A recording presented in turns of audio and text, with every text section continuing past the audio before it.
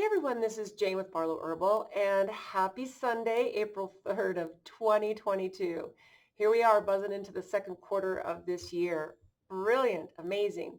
Now I have a wonderful message for you today about paying attention to your intuition, that gut feeling, that thing we get when we feel something is either really good or really bad, or maybe we should pause for a minute before we make a decision, or it also gives us the ability to make a snap decision if we need to in that moment.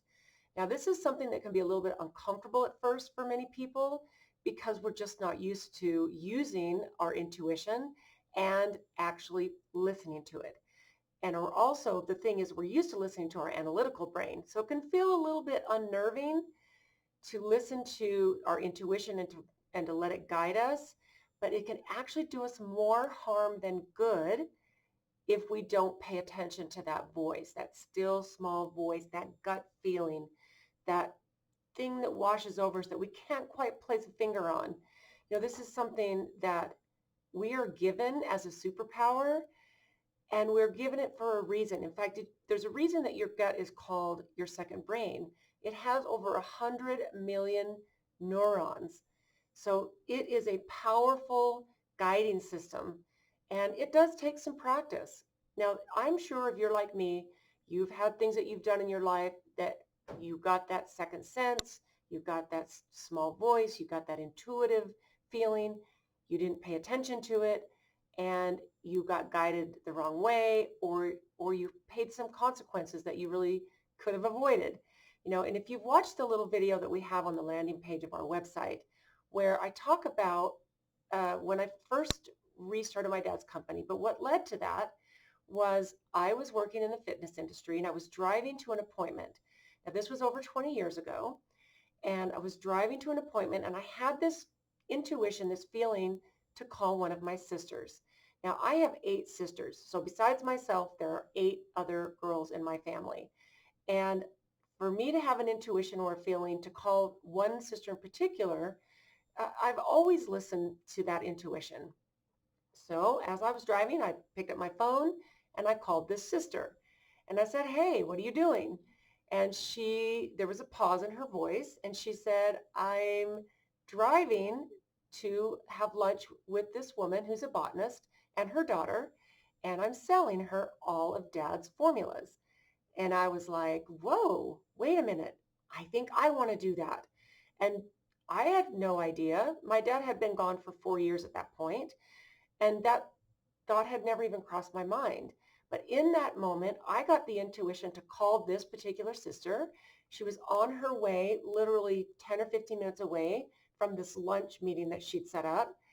And that was an intuition that was brilliantly guided. And basically, uh, she pulled over to the side of the road. We had a conversation. She didn't end up doing that. And the rest is now 20 years later. And this is one of the things that I feel is so, so important to us paying attention to that inner guidance we have. Now, this can take some practice. And there are a couple things that I've found that can really make a difference.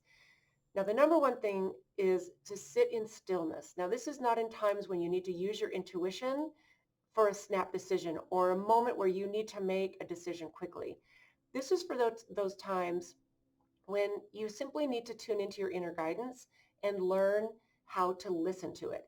Now, what I do is every morning I sit at my counter, I turn on my teapot, I don't turn on my computer, and I sit at my kitchen counter. My husband gets up later than I do, so the kitchen is quiet. It's usually a little bit dark. The sun hasn't come all the way up yet. And I sit in stillness. Now, I will close my eyes, typically for only 5 or 6 minutes. So it's not a long time, but I will literally tune into my inner guidance because I typically have a list of things I need to do for the day. Sometimes I know that they need more of my attention. I need to put some analytical data behind it before I make the decision. But I will sit and tune in, and I will really listen to what I need to put my most attention on and how I need to walk through my day with the things that are most important.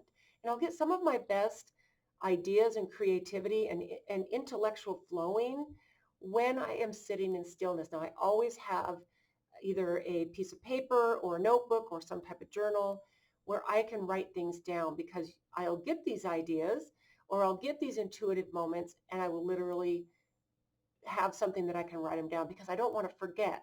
I don't want to forget some of these things. Now, this can be a very different thing than needing to make a snap decision, like I said. And when you tune into that piece of you and you learn to give it a lot of credit for how it can guide you, when you are in a situation where you need to make that quick decision that can sometimes mean life or death, then you can always trust that. And I've used this many, many, many times in the past. And I will even go so far as if I'm standing in line at a grocery store behind somebody that maybe it just doesn't feel right in my energy field, I'll move to a different line. And I don't know if that's, what exactly that means, but I don't ever not pay attention to that still small voice or that gut feeling that's there to guide me. And I think that what we need to do is just practice. We can do this with food. We can do this with relationships. We can do this with money. We need to be more intuitive with our money. Now, I'm not saying you shouldn't gather information. Use your analytical mind for things that you need to make decisions on. And once you gather the data, then use your intuition to make the decision, especially if you're still a little bit divided, because that's what it's there for. It's there to guide you. It is literally your best friend. And I think that if you don't use it, you're missing out on something that's like a serious internal guidance system. Now, besides the sitting in stillness, which I think is really important, and this is something I don't ever skip, unless I maybe find myself on vacation where, I'm getting up, with a bunch of other people and we are meeting at a certain time and I just can't, I don't have the opportunity or the timeline to do it. But I do this every single day. And there are times during my workday where I'll step somewhere quiet and I will just kind of tune in, especially if it's been really busy and there's a lot of stuff going on and phone calls and stuff that I need to do and decisions I need to make. I will step aside somewhere and I will just take a breath. I will pause. I will sometimes close my eyes, even if it's just for a couple of minutes. So this isn't something that you have to take long periods of time to do, but you do need to start doing it so you can tune into that. So another nice thing to do besides the sitting in stillness is to write it. Write out your feelings, write out your emotions. Tune into the negative emotions. Tune into the positive emotions.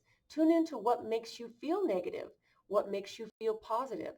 And when you can start trusting that your gut knows what's best for you, your life can shift on every level, in every situation, and it can protect you. It can literally protect you, and it can lead you to big, beautiful things, just like it did with me. And I was happy in the business I was in, as far as I love fitness. I love health. I was a personal trainer for a long time. I used to own my own gym. I still love everything health and fitness and nutrition and wellness. I still love all that. But I was not happy in the corporate situation that I was working in. And for me to pay attention to that, my sister's face and her name popped in my head, I did not put it off. Like, what if I'd have waited and called her at the end of my workday?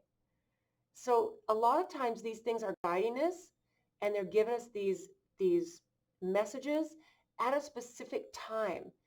So if you have someone that you think of and you need to reach out to them, if you're able in that moment to reach out to them, even if it's a text to say, hey, I'm thinking about you, I love you, or give them a call, please pay attention to that. There is that guidance that is there for you. Your superpower, your best friend. So you know what I would love? If you have any type of situation, maybe similar to mine, that stands out as a life-changing fork in the road kind of a moment, I would love to hear about it. Put it in the comments. Let me know what your intuition has led you to, either good or maybe you should have listened here and it did this. But I would love to hear. Don't forget to subscribe. Share this video if you like it. I hope you have the most amazing, beautiful, intuitive day. Thanks so much for tuning in, and we'll see you guys next time.